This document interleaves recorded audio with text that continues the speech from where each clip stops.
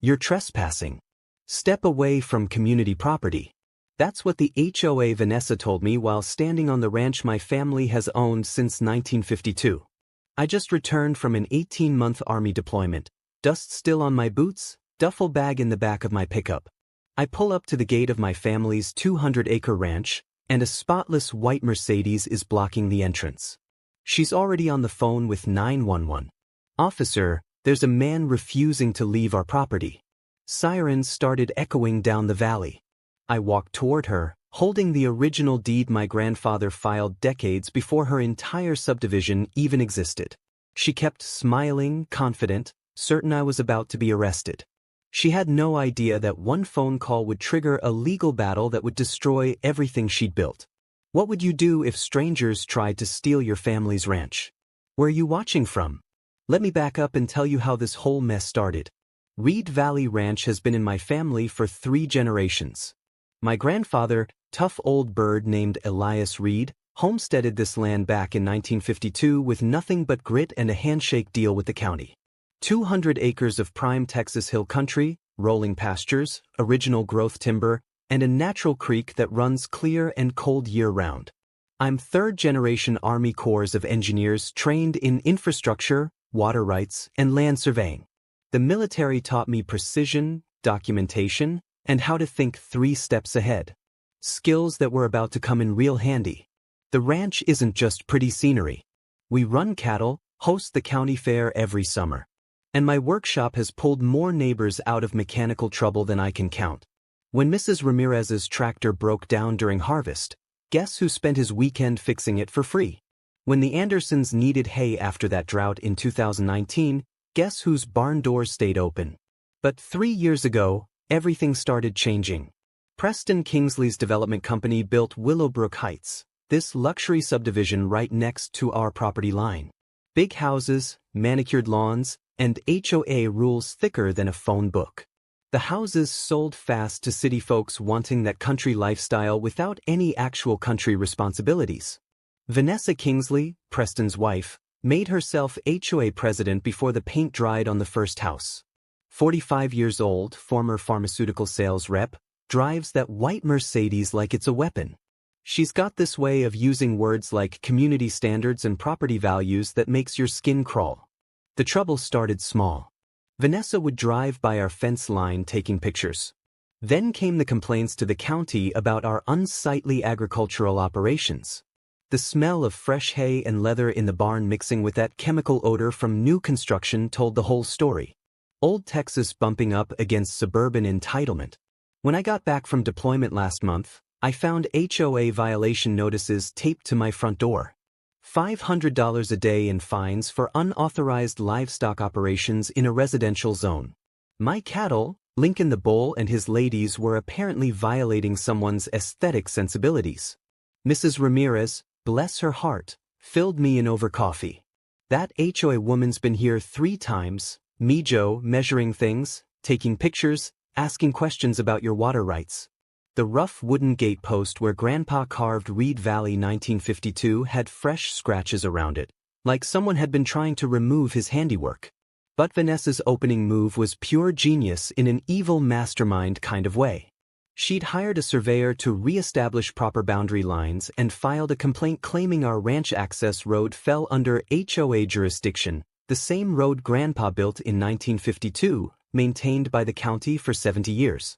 2 days after I got home, Vanessa rolled up with some lawyer in a shiny BMW. Got out like she owned the place, clipboard in hand, demanding we remove all livestock within 48 hours or face significant legal consequences.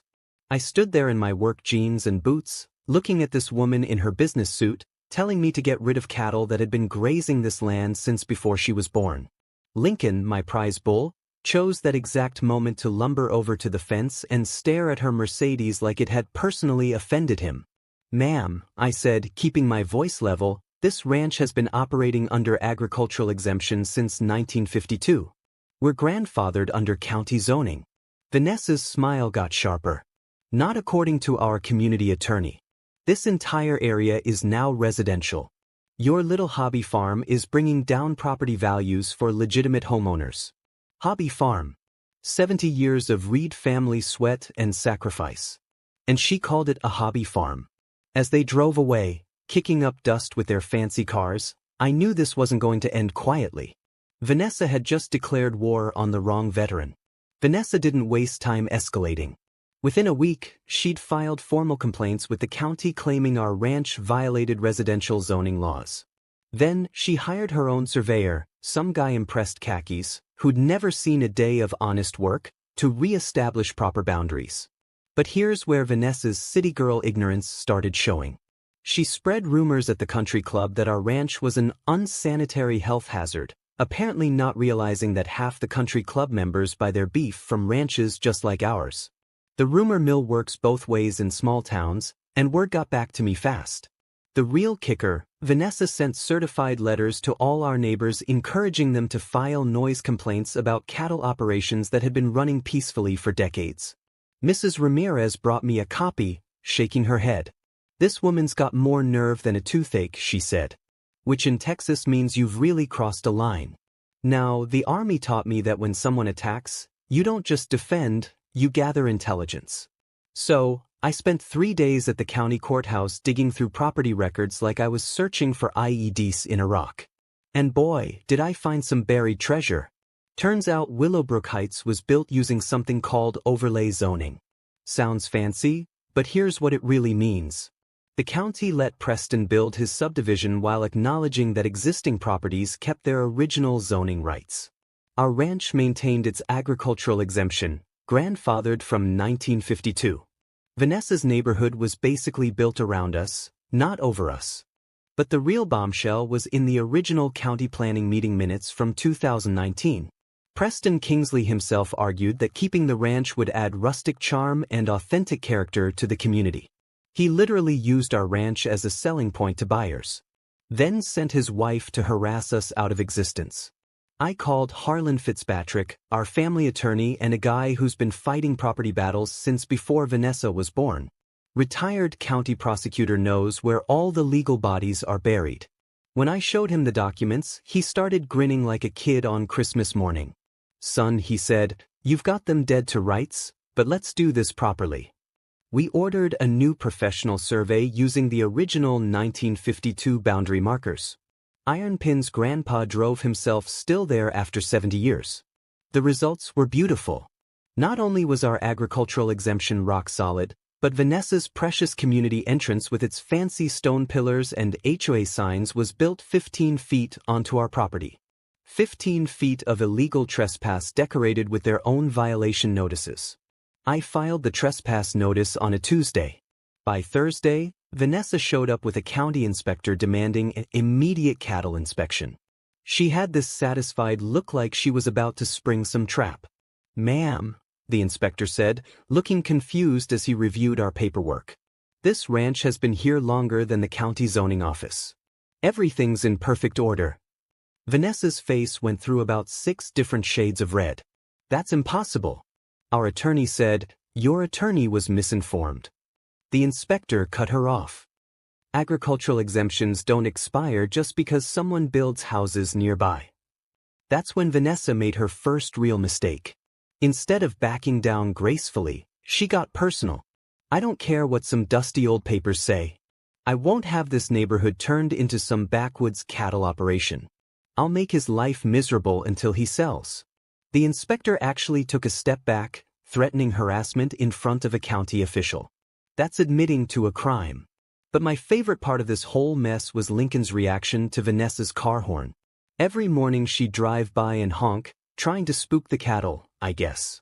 But Lincoln, being a bull with opinions, would position himself right at the fence line and just stare at her Mercedes. Not aggressive, just judgmental. The neighbors started bringing coffee to watch the daily staring contest. Mrs. Ramirez called it better than cable TV. Here's something most people don't know about property law. Agricultural exemptions don't just protect your right to farm. They actually give you special legal standing against harassment. When someone tries to force you off agricultural land using residential zoning rules, they're essentially attempting theft of protected property rights. The takeaway: never assume new zoning laws override old property rights. Grandfathered protections often trump local ordinances. As Vanessa drove away that day, spinning her wheels and throwing gravel, I knew she was going to escalate again. The morning mist was rising from the creek, carrying that clean smell of wild mint and fresh water. It reminded me why 3 generations of Reeds had fought to keep this place. Vanessa wanted a war. She was about to get one. Vanessa's next move proved she'd learned absolutely nothing from round 1. 2 weeks later, the HOA voted to improve community drainage by redirecting our natural creek flow. Their excuse? Ranch runoff was creating mosquito breeding hazards that threatened their children's safety. Pure garbage, but clever garbage. Vanessa had done her homework on environmental regulations and found a bureaucratic angle to attack us. She hired contractors to dig a diversion channel on HOA property, claiming it was preventive flood control. The sound of heavy machinery digging at dawn told me everything I needed to know about Vanessa's respect for neighborly courtesy. Diesel fuel mixed with disturbed earth, creating that sharp industrial smell that doesn't belong in ranch country. But Vanessa wasn't done. She filed a complaint with the state environmental agency claiming our cattle were polluting the waterway. Then came the social media campaign. Ring doorbell footage edited to make our gentle cattle look like rampaging buffalo, posted with captions like "Protect our children from agricultural runoff." Here's where my Corps of Engineers training came in handy. I know water rights law better than most lawyers, and Vanessa had just walked into quicksand. That creek has been running through Reed property since before Texas was a state. Our homestead deed from 1952 includes something called riparian rights, legal protections for landowners adjacent to waterways. These rights don't disappear when someone builds houses downstream. More importantly, any creek diversion that affects water flow to existing users requires consent from all riparian rights holders. Vanessa's contractors were literally violating federal environmental law, one shovel full at a time. I spent a weekend documenting the natural watershed using mapping techniques the Army taught me for combat engineering projects. Took water quality samples upstream and downstream of our ranch. Guess what? Our water was cleaner than what was flowing out of the subdivision where lawn fertilizer and storm drain runoff were the real pollution sources. Then I made some calls. The Texas Water Development Board doesn't mess around with unauthorized creek modifications. When I explained that an HOA was attempting to divert natural water flow without permits, their enforcement division got very interested very quickly. The environmental impact study they required revealed something beautiful. Vanessa's planned diversion would actually flood 3 houses during spring rains. The engineering was so bad it threatened the very neighborhood she claimed to protect. Now, here's a knowledge nugget that saved my ranch. Riparian rights are some of the strongest property protections in American law. They often supersede local zoning because water law predates most municipal regulations. The simple rule: water rights run with the land, not with zoning changes. 3 days after I filed my complaint with the state, Vanessa received a cease and desist order. $10,000 per day in fines until the diversion was filled in and the creek restored. I was standing in my workshop when she got the news, and I swear I heard her scream from half a mile away. But the real victory came when the state water inspector showed up. Professional guy, been doing environmental assessments for 20 years. He took one look at our operation and started asking about our conservation practices. "You folks are doing everything right," he said, watching our cattle drink from the creek under the shade of 70-year-old oak trees. "This is how sustainable ranching is supposed to work." Lincoln chose that moment to wade into the shallow water, cooling his massive bulk while dragonflies danced around his horns. Creek stones worn smooth by decades of natural flow clicked together under his hooves, a sound my grandfather had heard, that my father had heard, that I'd grown up with. The inspector wrote in his report that our ranch operation actually improved local water quality through natural filtration and erosion control.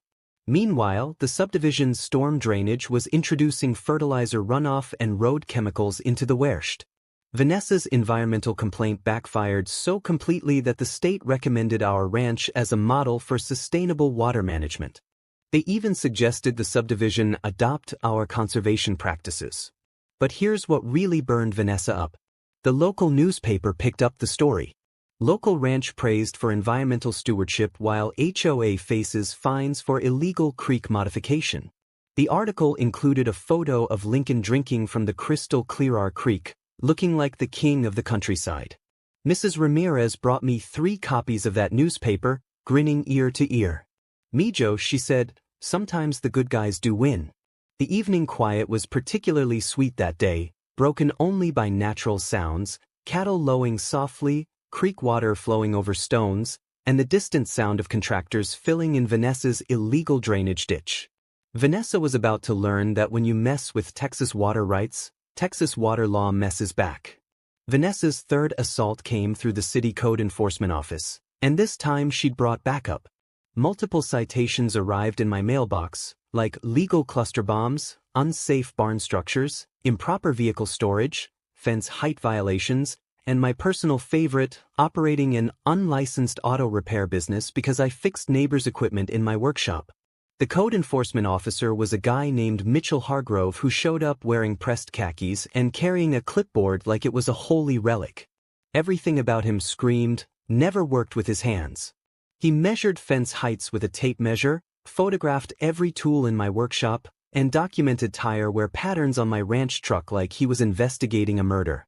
But Mitchell's visit revealed something interesting. Every single violation referenced residential building codes, requirements that don't apply to agricultural structures. My workshop, built to house heavy equipment, was actually safer than most suburban garages.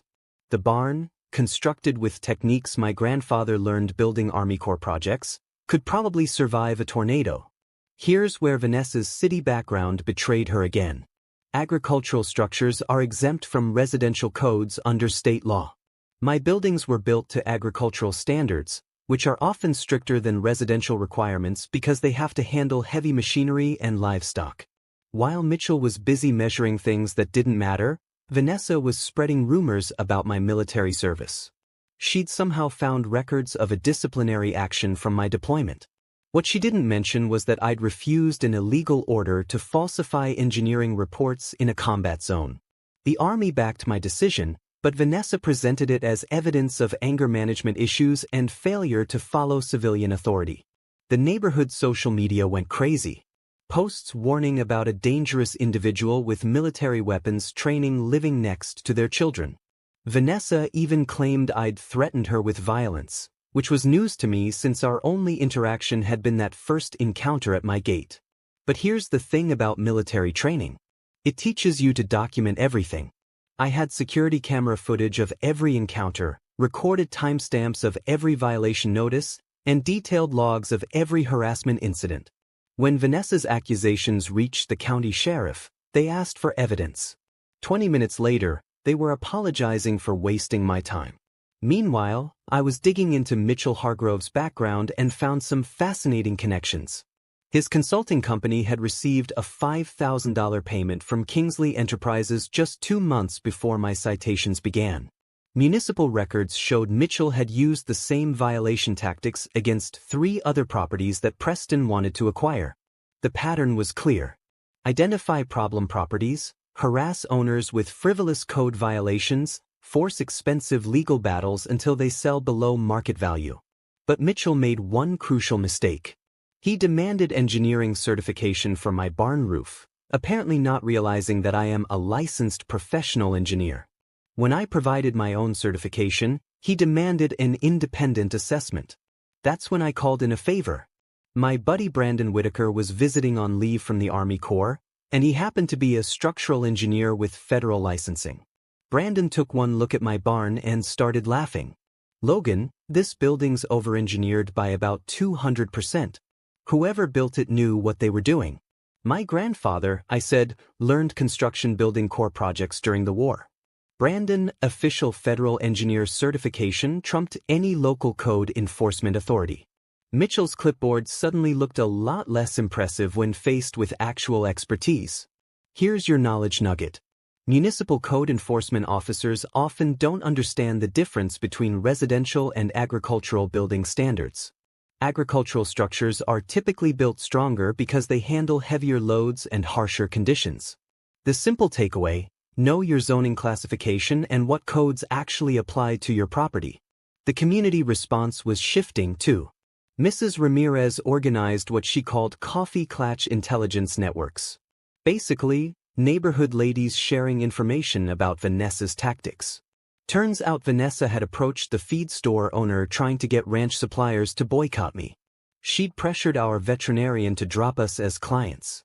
She was systematically trying to strangle our operation economically, but small-town loyalty runs deeper than HOA threats. Dr. Gomez, our vet, told Vanessa exactly where she could stick her demands. The feed store owner, Vietnam veteran who'd known my family for 40 years, suggested Vanessa might want to find a new place to buy her fancy lawn fertilizer.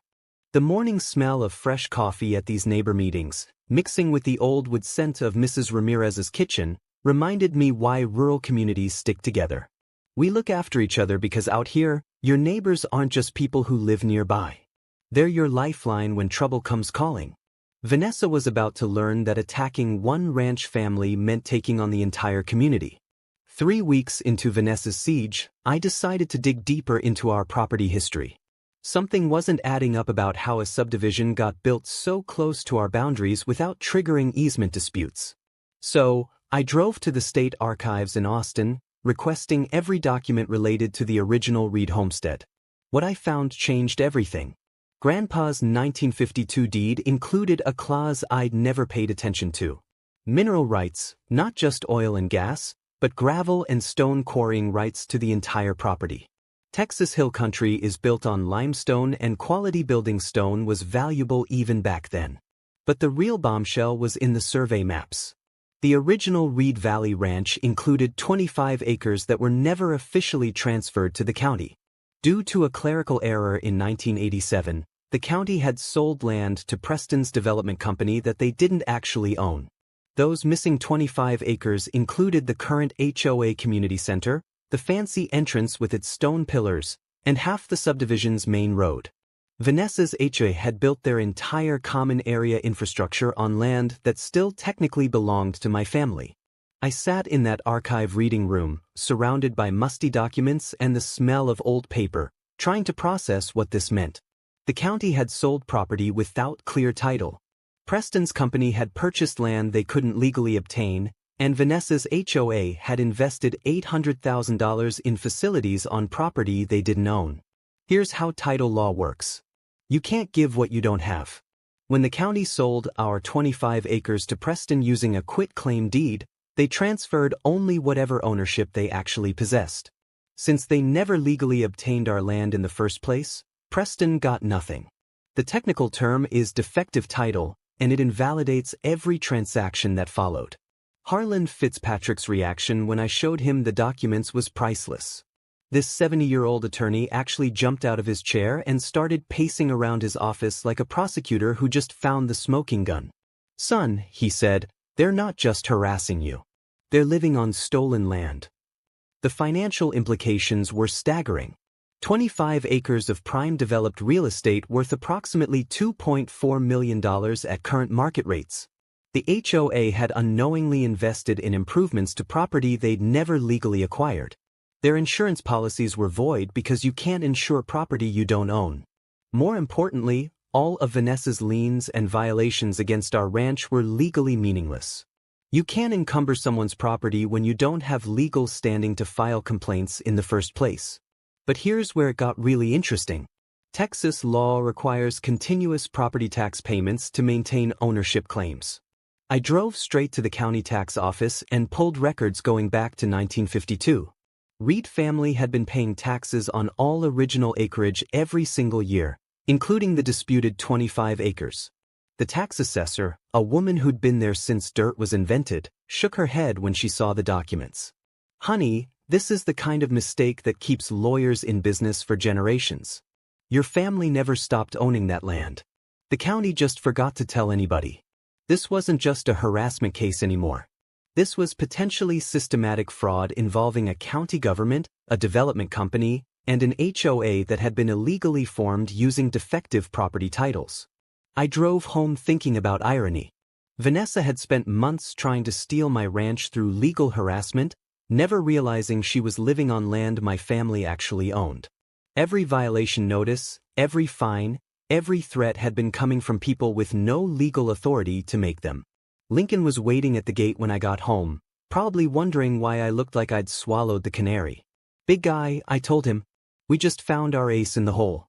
The next morning, Harlan and I spread maps across my kitchen table like generals planning a campaign. Coffee brewing, legal documents everywhere, and the sweet smell of revenge in the air. "We've got two choices," Harlan explained. "Quiet title action to establish clear ownership or nuclear option. Demand immediate removal of all HOA structures from your land." I chose option 3. Force a public hearing where every dirty trick would be exposed under oath with media present. Vanessa wanted a fight. Let's give her one she'd never forget. The plan was beautiful in its simplicity.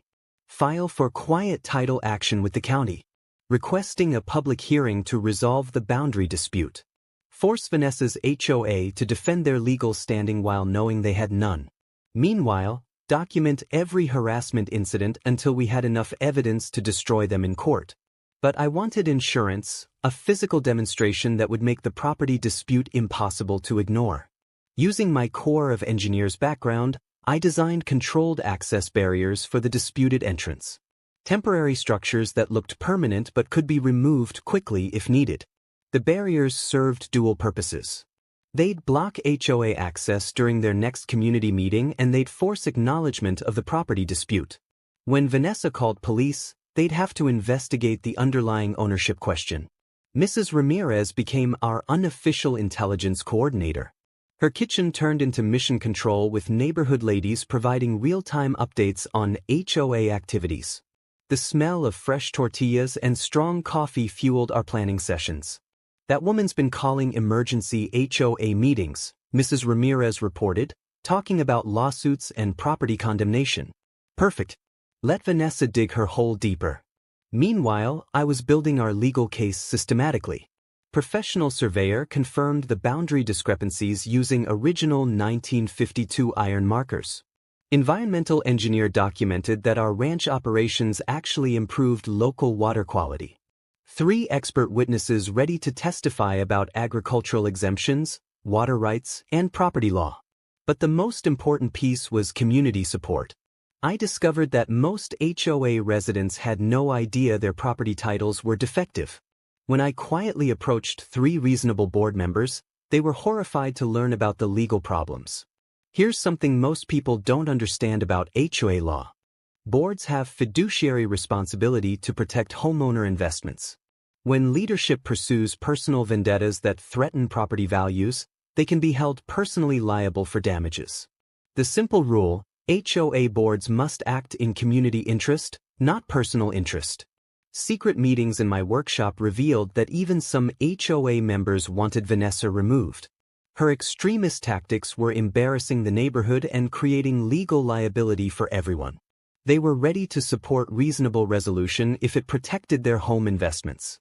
I spent evenings teaching neighbors about property law basics, how to research deed records, understand zoning classifications, verify boundary lines. Knowledge is power, and an educated community couldn't be manipulated by Vanessa's legal theater.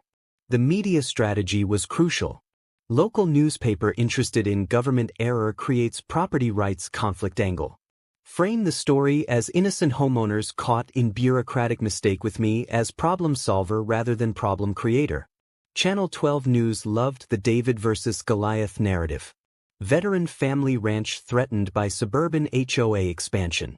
They scheduled coverage for the county hearing guaranteeing public scrutiny of the proceedings. But the best part was psychological warfare. I studied Vanessa's pattern. She escalated when publicly challenged, always doubling down instead of backing down. The county hearing would give her rope to hang herself with. Technical preparations included GPS mapping of exact disputed boundaries, engineering assessments of all structures built on our land, and detailed financial analysis of damages caused by the harassment campaign. Legal documents were ready: proposed settlement agreement offering fair ground lease to HOA, revised property deeds establishing clear boundaries, and yes, countersuit papers if Vanessa wanted to keep fighting. Contingency plans covered every scenario. If Vanessa tried sabotage, criminal charges were ready to file. If Preston attempted legal intimidation, we had evidence of systematic fraud. If the HOA tried emergency action, injunctions were prepared. The workshop became our war room. Maps covering every wall surface. Evidence organized in military precision. Late-night planning sessions with the smell of motor oil and legal briefs. Probably the first time those two scents had mixed. 2 weeks before the hearing, I implemented the physical demonstration. Professional installation of temporary barriers blocking HOA entrance with clear signage, disputed property, legal resolution pending. Vanessa's reaction was predictable and perfect. Emergency police calls, threatened lawsuits, media interviews claiming illegal blockade of community property. Exactly what we wanted. Every outburst documented, every threat recorded, every illegal claim preserved for court testimony. The neighbors started calling it Operation Checkmate. Lincoln seemed to approve. He'd taken to standing guard near the new barriers like he understood we were finally fighting back. 3 days until the county hearing. Vanessa had no idea she was walking into a trap 70 years in the making. With the county hearing looming, Vanessa abandoned all pretense of legal harassment and went full scorched earth. Her desperation was showing, and desperate people make stupid mistakes. First came the social media blitz. Vanessa created fake profiles to flood neighborhood apps with posts about dangerous military extremists threatening community safety. Edited photos made our ranch look like an environmental disaster. Cattle appearing malnourished. Facilities seeming run down. The problem with fake social media campaigns? Digital forensics can trace everything. Same IP address, similar writing patterns, identical posting schedules. Vanessa might have been good at pharmaceutical sales, but she was terrible at cybercrime. Then she targeted our business relationships. Vanessa pressured the feed store to stop selling us supplies, claiming we were operating illegally and threatening to sue anyone who supported criminal activity. She convinced our veterinarian's office manager to cancel our service contracts, lying about court orders that didn't exist. But small-town loyalty runs deeper than suburban threats. Dr. Gomez called me personally. "Logan, some crazy woman's trying to tell me how to run my practice. Your cattle are the healthiest in the county, and she can take her threat somewhere else." The feed store owner, Vietnam veteran Carlos Ramirez, Mrs. Ramirez's husband, had an even better response. He posted Vanessa's demands on the store bulletin board under a sign reading, "Local busybodies for entertainment purposes only." Vanessa's economic warfare backfired spectacularly, turning local business owners against her HOA. But her dirtiest trick was the restraining order. Vanessa filed court papers claiming I'd stalked and threatened her, basing the entire complaint on me driving past the HOA entrance on the public road to reach my own property.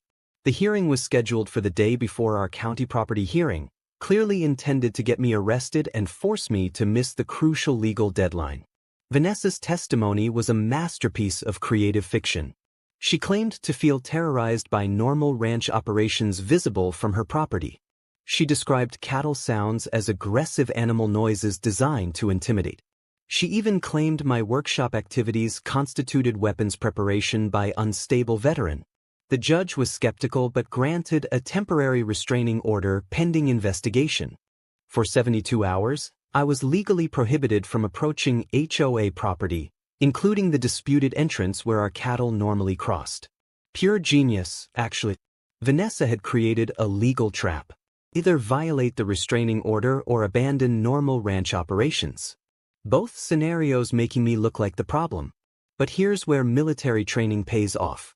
I hired professional cattle contractors to handle the movement, staying clear of the restricted area while documenting that cattle movement predates the subdivision by 70 years. County Animal Control observed the entire operation, verifying safe procedures and proper handling. The veterinarian provided written certification of animal health and welfare. Everything documented, everything professional, everything legal. Vanessa's sabotage attempts escalated to physical harassment. HOA contractors accidentally damaged our fence during utility work.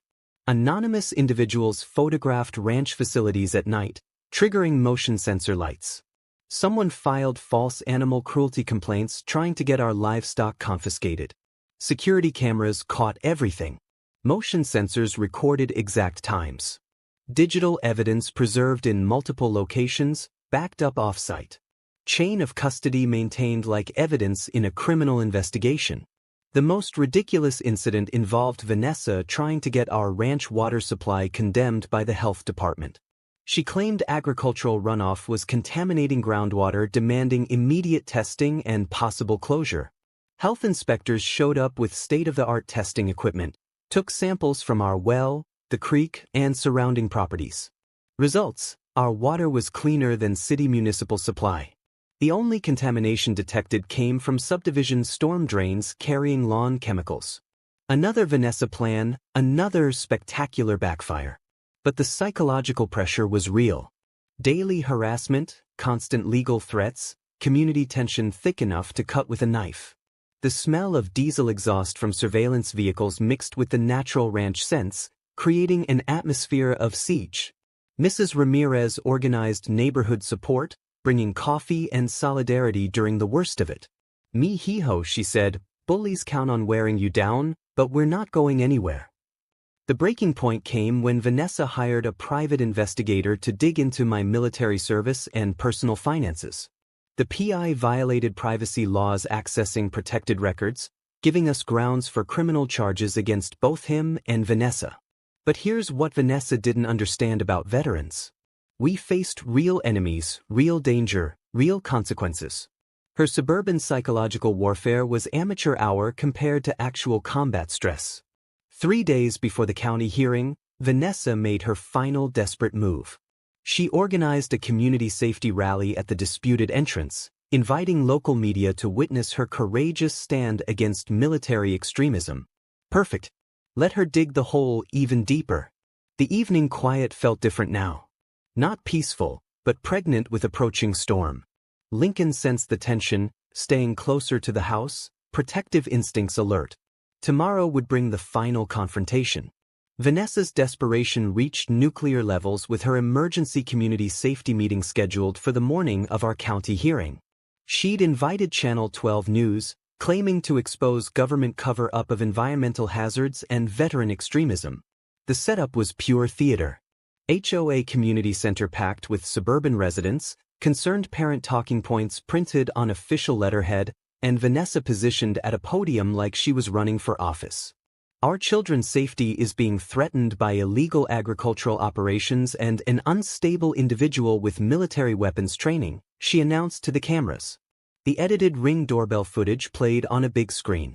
Our gentle cattle transformed into menacing beasts through creative editing. But Vanessa's performance had a problem. Half her audience knew it was garbage.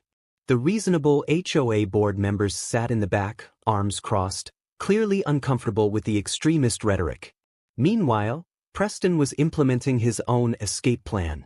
My financial sources revealed Kingsley Enterprises had quietly filed bankruptcy, attempting to shield personal assets from the coming fraud investigation. He was preparing to throw Vanessa under the bus if the legal situation became untenable. The restraining order created Vanessa's perfect trap. With me legally prohibited from approaching HOA property, she scheduled the media event precisely when our cattle needed to cross near the disputed entrance for their normal pasture rotation. Her plan: claim the cattle movement violated the restraining order, demand my immediate arrest, and force me to miss the county hearing from jail. Brilliant strategy if you ignore the fact that I'd anticipated exactly this move. The professional cattle contractor I'd hired was a retired Marine named Derek Sullivan, who understood precision operations under hostile conditions. Derek moved our cattle using a route that stayed precisely outside the restricted zone GPS verified to the foot. But Vanessa wasn't satisfied with legal victories. She wanted dramatic confrontation for the cameras. Despite the restraining order, Vanessa drove her Mercedes to the boundary of the disputed area during the cattle movement. When Derek politely asked her to move her vehicle for safety reasons, she immediately called 911, claiming assault by military extremist associates. The arriving police officer was Mike Harlan, no relation to the developer, a veteran himself who'd known my family for years. One look at the scene, professional cattle handling, clearly marked boundaries, and Vanessa screaming about coordination between dangerous veterans told him everything. "Ma'am," Officer Harlan said with Texas patience, "these gentlemen are conducting legal agricultural operations on private property. You're the one creating a disturbance." Vanessa's meltdown was spectacular. She demanded Mike arrest Derek for criminal conspiracy, accused me of using military connections to corrupt local police, and threatened to expose the conspiracy to federal authorities. All on camera, all recorded, all perfect evidence for tomorrow's hearing. The state environmental report arrived that afternoon like a gift from heaven. Comprehensive analysis confirmed our ranch operations were environmentally beneficial, while the subdivision's storm water management violated multiple state regulations. The report recommended our ranch as a model for sustainable land use while requiring the HOA to implement expensive upgrades to their drainage systems. But the final nail in Vanessa's coffin was her own social media activity. Screenshots revealed private messages where she admitted the harassment campaign was about protecting property values and removing undesirable elements. No mention of safety concerns or environmental protection, just economic discrimination and social prejudice. Mrs. Ramirez's intelligence network had been busy, too. HOA meeting minutes revealed Vanessa's real agenda. Force ranch sale. Enable Phase 2 subdivision development. Increase HOA property values through community expansion. Everything documented, everything preserved, everything ready for court. The evening before the hearing, Vanessa made one last desperate play. She appeared on local news claiming government conspiracy to silence concerned citizens and protect military cronies. The interview was painful to watch. Vanessa interrupting questions, making wild accusations, and generally looking like someone who'd lost touch with reality. The reporter actually asked if she was feeling well. But my favorite moment came when the reporter asked about our family's 70-year history on the land. "That doesn't matter," Vanessa snapped. "Times change, communities evolve, we can't let sentiment interfere with progress." 70 years of Texas ranch heritage dismissed as sentiment on camera for broadcast throughout the county. If I'd scripted Vanessa's self-destruction, I couldn't have written it better. The night air carried familiar scents, hay, leather, and that clean smell of the creek running over limestone. Lincoln stood at the fence line, massive and calm, like he understood that tomorrow would settle everything. Mrs. Ramirez stopped by with coffee and encouragement. "Me, Joe, that woman's dug her own grave. Tomorrow, you just need to show up and let her bury herself." 12 hours until the county hearing. Vanessa had spent months setting the perfect trap for herself.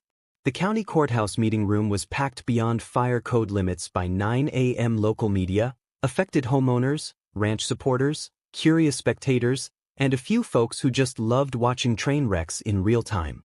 Vanessa arrived fashionably late in full business attire, radiating the confidence of someone who'd never lost a public argument. She'd brought back up 3 HOA board members, her lawyer, and Preston lurking in the back row like he didn't want to be associated with the proceedings. County Commissioner Laura Denton called for order, clearly nervous about the media attention. "We're here to resolve a property boundary dispute between Reed Valley Ranch and Willowbrook Heights HOA. This is a legal proceeding, not a public forum for personal grievances." Harlan Fitzpatrick stood to present our case. "Every inch." The experienced prosecutor commissioners, "We're here because of a 70-year-old clerical error that's resulted in systematic harassment of a Texas ranch family." The documentary evidence was devastating. Original 1952 deed with mineral rights, continuous tax payments on disputed acreage, survey maps showing HOA built on ranch property. Every document professionally mounted, clearly labeled, impossible to dismiss. But the smoking gun was the 1987 county transfer record. The missing 25 acres that were never legally conveyed to Preston's development company. The county sold what it didn't own, Harlan explained. The developer bought what couldn't be legally obtained. The HOA built facilities on land they never acquired. Vanessa's lawyer, sweating, and his expensive suit tried damage control. These are technical issues that can be resolved through proper legal channels. Our immediate concern is public safety and community welfare. Wrong approach in Texas, where property rights are sacred. Commissioner Denton reviewed the original surveys with obvious concern. "Mr. Fitzpatrick, Are you claiming the HOA is essentially squatting on private property? That's exactly what I'm claiming, Harlan replied. And we have evidence of systematic harassment attempting to force an illegal land acquisition. That's when Vanessa made her fatal mistake. Unable to stay silent while her position collapsed, she interrupted the proceedings. "This is ridiculous," she shouted, rising from her seat. "We're not going to let some backwards rancher destroy our community with his livestock operations and military intimidation." Commissioner Denton gabbled for order. "Ma'am, you'll have your opportunity to speak." But Vanessa was beyond reason. These commissioners are obviously biased toward their military cronies. This whole proceeding is a sham to protect agricultural interests against legitimate residential development. The courtroom went dead silent, accusing elected officials of corruption in a public hearing. That's political suicide in rural Texas. "Ma'am," Commissioner Denton said with ice-cold calm, "you need to sit down immediately." Vanessa doubled down. "I demand federal investigation of this conspiracy. Local government, military connections, and agricultural lobbying, it's all connected." Security moved toward her, but Vanessa wasn't finished destroying herself. "We represent progress, modern communities, not some dusty ranch operation that belongs in a museum." That line, dismissing 70 years of Texas heritage as a museum piece, echoed through the packed room like blasphemy. I stood up slowly, feeling the weight of 3 generations on my shoulders. "Commissioners, my family has been good neighbors for 70 years. We've helped build this community, supported our neighbors, and operated according to every law and regulation. We're not going anywhere." Pause for effect, letting that sink in. "But we're also not going to be bullied off our own land by people who built illegally and then tried to cover their mistakes through harassment and intimidation." The room was completely quiet except for camera shutters clicking. "I'm offering a fair settlement that protects existing homeowner investments while acknowledging legal property rights, ground lease agreement, clear titles for everyone, and an end to the harassment that's been tearing this community apart." Then came my mic drop moment.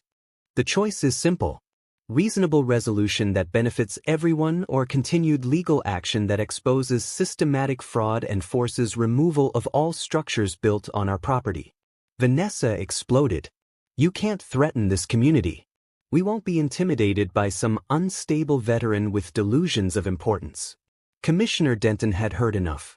"Security, please escort Mrs. Kingsley from the chambers." As they removed Vanessa, still screaming about conspiracies and military intimidation, the remaining HOA board members were frantically passing notes. Board member Amanda Porter stood up. "Commissioners, the Willowbrook Heights Community Association formally requests removal of Vanessa Kingsley from all leadership positions and authorization to negotiate reasonable settlement with Mr. Reed." The ruling was swift and decisive. The county found Reed Valley Ranch held clear title to the disputed 25 acres. All HOA liens against ranch property were declared void. The illegally formed HOA had 90 days to dissolve and reform under proper legal structure. Vanessa's harassment campaign had accomplished exactly the opposite of its intended goal: justice, Texas style. 6 months later, you wouldn't recognize Willowbrook Heights. The new Willowbrook Heights Community Association dissolved within 30 days and reformed with Amanda Porter as president. Vanessa and Preston quietly divorced and left town. Him facing criminal fraud charges, her too embarrassed to show her face at the country club. The ground lease agreement we worked out became a model for rural-suburban cooperation. HOA residents got clear property titles. The community association paid fair compensation for land use, and ranch operations continued undisturbed. Property values actually increased because of the agricultural zoning stability. But the real transformation was social. Our first annual harvest festival drew 300 people: HOA families, longtime ranchers, and everyone in between. Mrs. Ramirez organized the food trucks. Lincoln got his own petting zoo section. And Channel 12 ran a feel-good feature about community healing through cooperation. The legal aftermath delivered its own justice. Preston pleaded guilty to real estate fraud, receiving 3 years probation and hefty fines.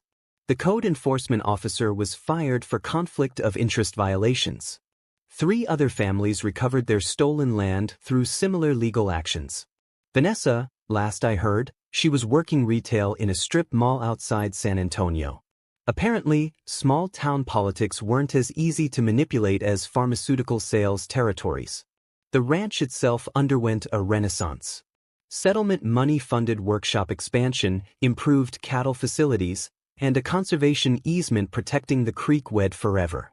Sophia Landon, the veterinarian who stood by us during the harassment, accepted my marriage proposal last Christmas. The wedding's planned for next fall with Lincoln serving as honorary ring bearer. Here's what most people don't realize about property law battles. They're not really about land. They're about respect, community, and the right to exist without harassment. When someone tries to steal your heritage through legal intimidation, you're fighting for every family that's faced similar threats. The practical lessons were invaluable. I taught a workshop at the County Extension Office about property rights research. 43 people learned how to verify deed records, understand zoning classifications, and protect themselves from HOA overreach. Knowledge is the best defense against bureaucratic bullying. Environmental improvements exceeded everyone's expectations. Our creek restoration project created a model where that neighboring counties study for sustainable development practices. The conservation easement ensures clean water for generations while demonstrating that agriculture and environmental protection can coexist. But the most satisfying outcome was social. The Reed Valley Agricultural Scholarship sends 2 local kids to college annually funded by lease payments from the Community Association. This year's recipients are studying agricultural engineering and environmental science, exactly the skills rural communities need. Mrs. Ramirez, now honorary ranch grandmother, teaches traditional cooking classes in our new community kitchen. Her tamales have become legendary at local events, and she's training the next generation of neighborhood cooks. The broader impact rippled through rural Texas. Counties updated their title verification procedures. Real estate developers face stricter oversight. HOAs can't simply declare agricultural operations incompatible without legal standing. 3 ranch families approached me for legal consultation after facing similar harassment. Armed with our legal precedent and documentation strategies, they resolved their disputes quickly and favorably. Lincoln, now 9 years old and still the king of his domain, has become something of a local celebrity. Tourists stop by to photograph the famous bull who stared down the HOA. He seems to enjoy the attention, posing patiently for selfies with visiting children. The workshop where this all started hosts monthly community meetings now. Former enemies work together on watershed protection, emergency preparedness, and supporting local agriculture. The smell of coffee and fresh hay has replaced the tension of legal battles. Looking back, Vanessa's harassment campaign accomplished something she never intended. It forced our community to confront the question of what we valued most. Property rights won, but so did cooperation, respect, and the understanding that rural and suburban neighbors can thrive together. Share your own HOA nightmare story in the comments. Let's support each other through these bureaucratic battles. Subscribe for more David versus Goliath stories, where the little guy wins, and ring that bell for notifications. Next week's story involves a corrupt city council and a food truck entrepreneur who, clears throat, discovered the mayor's secret investment in her biggest competitor. Trust me, you won't believe how she exposed the conspiracy using nothing but health department records and social media detective work. Sometimes the good guys really do win. Thanks for hanging out with us on HOA Stories, where the HOA Karens meet their match. If this story had you cheering or cringing, go ahead and like the video. Drop a comment with your reaction and hit subscribe so you're ready for the next wild HOA tale.